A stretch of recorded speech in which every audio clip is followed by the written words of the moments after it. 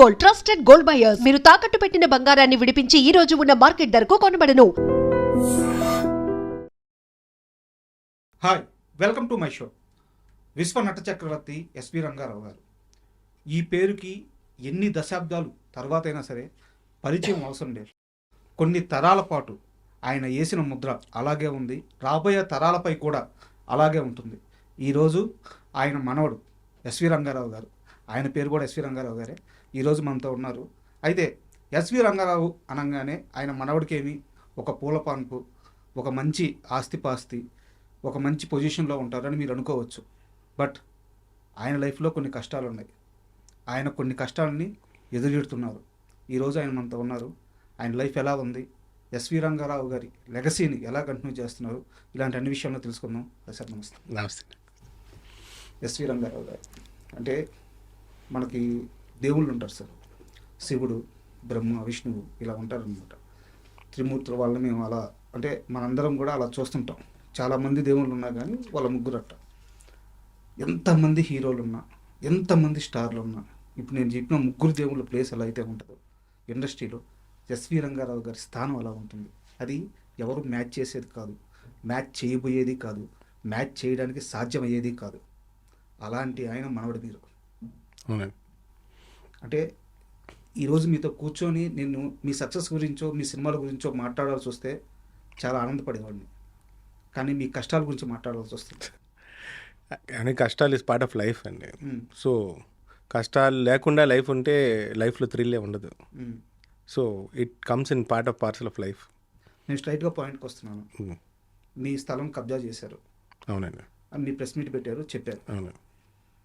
SV Rangarao గారి మనవడు స్థలం కబ్జా చేస్తే ఆయన న్యాయ పోరాటం చేసి అక్కడ గెలవలేక మీడియా ముందుకు వచ్చి తన గోడును వెళ్ళబుచ్చుకోవాల్సిన అంత దుర్దితి, అంత పొజిషన్ ఎందుకు వచ్చింది? ఇది ఇవాళ నిన్న స్టార్ట్ అయింది కదండి, ఒక 30 ఏళ్ళ నుంచి నడుస్తుంది. ఇవాళ ఫ్రెష్గా స్టార్ట్ అయిన ఇష్యూ కాదు. ఒక 30 years బ్యాక్, అంటే నేను ఇంకా చిన్న పిల్లడుగా ఉన్నప్పుడు మా మేనత్ రెంట్కి ఇవ్వడం జరిగింది. అక్కడి నుంచి జరిగిన పరిణామాలతో ఇదండి. మనం డీటెయిల్గా ఫుల్గా వెళ్తే చెప్పుకుంటూ పోవాల్సిందే. లేదు, నేను చెప్తాను, నాకు తెలిసింది. ఎంత స్థలం, ఎన్ని అంటున్నారు? 446 గజాలు. 1966 1966లో తాతగారు ఆ స్థలాన్ని కొన్నారు. తర్వాత దాన్ని 95లో కిరాయికి ఇచ్చారు. అవునండి. 98 వరకు వాళ్ళు రెంట్ కట్టారు. 98 నుంచి వాళ్ళు రెంట్ కట్టడం మానేశారు. 2002లో వాళ్ళు కోర్టుకు వెళ్ళి మీకు కాదండి 96లో రెంట్కి ఇవ్వడం జరిగిందండి.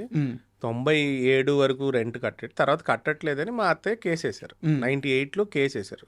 ప్రొలాంగ్ కేసు రన్ చేశాక 2002లో ప్రాపర్టీని వెకేట్ చేసి బాకీలని కట్టమని కోర్టు ఆర్డర్ ఇచ్చింది. ఆర్డర్ని హైకోర్టులో అతను ఛాలెంజ్ చేశాడు. కోర్టు 5,000 రూపీస్ మంత్లీ మెయింటెనెన్స్ కోర్టులో డిపాజిట్ చేయమని అప్పటి నుంచి ఇవాళకి కడుతున్నాడు.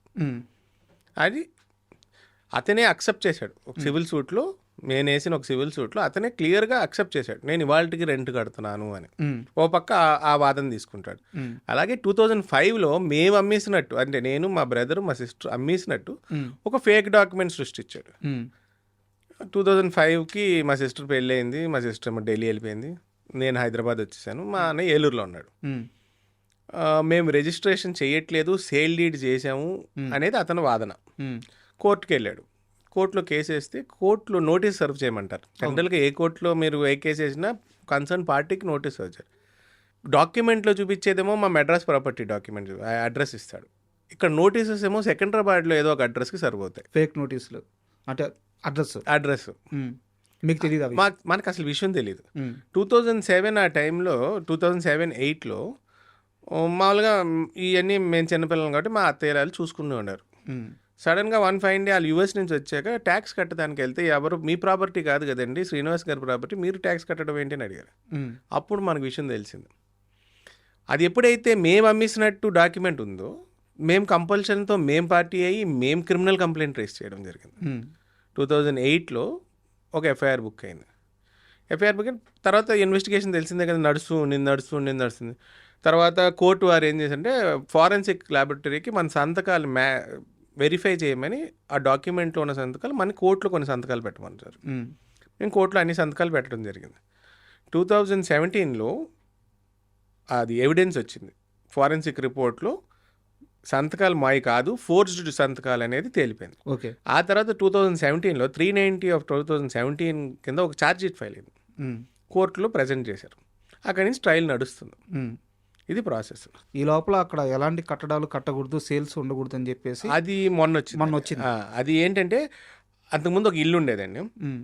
ఇదంతా జరుగుతున్న తర్వాత ఇప్పుడు ట్రయల్ ఎప్పుడు జడ్జ్మెంట్ వస్తుంది అని మనం వెయిట్ చేస్తున్న టైంలో ఎప్పుడు ట్రాప్ చేసాడో మా బ్రదర్ని ట్రాప్ చేయడం జరిగింది. ఓకే. నేను ఇందాక తన కారణాలు తనకున్నాయి, తను ఏం చెప్పట్లేదు. నేను అడిగితే 30 ఏళ్ళ నుంచి నడుస్తుంది, మనకి ఇంకేం పడతాం, ఆ కోర్టు ఖర్చులు ఈ ఖర్చులు తప్ప ఏం మిగలట్లేదు అన్నమాట మాట్లాడుతుంటే ఏం చెప్పట్లేదు. కరెక్ట్గా చూస్తే ఈ ఏదైతే ఛార్జ్ షీట్ అయిపోయి అతను శిక్ష పడుతుంది, మనకు ప్రాపర్టీ హ్యాండ్ అవుతుంది అనుకున్న కేసుని వాళ్ళిద్దరు కాంప్రమైజ్ అవ్వడం జరిగింది. వన్స్ ఆ విషయం తెలియంగానే అడిగాను, మా వాడు సరిగ్గా సమాధానం చెప్పట్లేదు. సరే వెంటనే నేను వెళ్ళి ఫ్రెష్గా కంప్లైంట్లు ఇస్తూ వచ్చా. ఫ్రెష్గా కంప్లైంట్లు ఇస్తుంటే ఎక్కడ ఏ రెస్పాన్స్ రావట్లే. సరే వెంటనే సివిల్ సూట్ ఒకటి వేసాం 163/2024. అందులో జూలై 18th ఏదైతే తాతగారు ప్లస్ మా నాన్నగారు చనిపోయిన రోజు జడ్జి గారు అసలు ఏ ఆర్డర్ ఇవ్వనన్నారు. అంటే ఆవిడ ఈ రోజు ఈ కేసు వినడమే మనకి చాలా బాధాకరమైన విషయం. ఇవ్వనని 19th జూలై ఆ నెక్స్ట్ డే ఏది కట్టకూడదు, ఏది అమ్మకూడదు, ఇంజక్షన్ ఆర్డర్ ఇచ్చేసారు. అంటే 2024 నేను అనేది. ఆ తర్వాత అప్రోచ్ అయితే సిసిఎస్ వాళ్ళు ఒక కేసు రిజిస్టర్ చేశారు. తర్వాత మొన్న 9th మంత్లో నాంపల్లి పిఎస్లో ఒక కేసు రిజిస్టర్ అయింది. ఏదైనా కోర్ట్ ఆర్డర్స్ని వైలేట్ చేస్తున్నారని నేను రిపీటెడ్గా వెళ్ళి నేను అక్కడ పని ఆపిస్తుంటే గొడవ జరుగుతుంది కదండి ఆటోమేటిక్గా. దాని మీద 2 పార్టీలను పిలిచి కౌన్సిలింగ్ చేసి విషయం చెప్పాం. సో మనం అలాగా ఆర్డర్స్ తెచ్చుకోవడం జరిగింది. అది ఇంప్లిమెంట్ అవ్వట్లే. మీకు out and out right that fellow doesn't have any, ఎలా చెప్పాలంటే ఏ ఒక్క మినిమం ఇది కూడా మెయింటైన్ చేయట్లేదండి. అతనికి పోలీసులు అంటే భయం లేదు, కోర్టు ఆర్డర్స్ కానీ ఎందుకంటే అతను లాబీయిస్ట్ లాగా లాబీ చేసుకుంటుంటే ఎవరో ఒక చోట కాంప్రమైజ్ అయిపోతున్నారు. మనకు అన్యాయం జరుగుతుంది, అంతకనే ఏం లేదు. అంటే ఇక్కడ మీ బ్రదర్ కాంప్రమైజ్ అయ్యి తను ఏమన్నా అమౌంట్ తీసుకున్నారా? అది ఇప్పుడు దాకా క్లారిటీ లేదండి. వాళ్ళు ఏ మూవీ ఇప్పుడు దాకా ఇంత కేసు ఒక 1.5 year నుంచి నడుస్తున్నా జనరల్ కాంప్రమైజ్ ఒక ఎంఓవీ ఉంటుంది, ఆ ఎంఓవీ పబ్లిష్ చేయాలి. మా వాడు ఏమీ తీసుకోలేదు అంటాడు. అతనేమో ఉన్నది అని అతను కమిట్ అవ్వట్లేదు, ఎక్కడ కోర్టులో సబ్మిట్ చేయట్లే. అతను అసలు నా కేసే నిలబడదని ఒక కొత్త రూల్ ప్రకారం వేసాడండి. ఓకే. అతను వేసిన పిటిషన్ కోర్టు కొట్టేయడం కూడా జరిగింది. కేసు చెల్లదు అని మీరు ఈ స్టేజ్లో చెప్పడానికి లేదు. It is a long debatable issue. అతను టైం ల్యాప్స్ అయిపోయిన టైం తర్వాత వీళ్ళు కేసు వేస్తే చెల్లదు అనే ఒక క్రైటీరియా తీసుకున్నాడు. ఓకే.